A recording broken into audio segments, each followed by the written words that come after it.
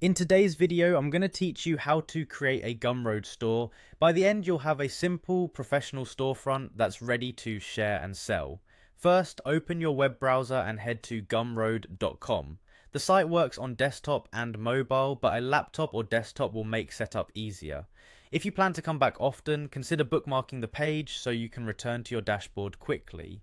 Next, log in or create a new account. If you're signing up for the first time, follow the on-screen prompts to enter your details and confirm your account if asked. Use a strong password you can remember and keep your login secure. Once you're in, you'll land on your dashboard, the control center for your products, profile, and sales. Before you add anything to sell, complete your profile. This is what buyers see at a glance, so make it clear and consistent. Add a store name, a short bio that explains what you offer, and a profile image or logo that looks good at small sizes.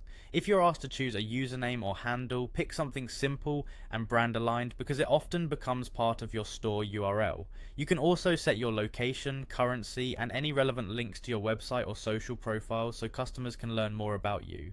Now add your first product. Click to create a new product and choose the type that fits what you're selling: digital downloads, courses, memberships, or even physical items. Give it a clear title and a concise, benefit-driven description that answers what it is, who it's for, and what buyers get. Set a price that makes sense for the value.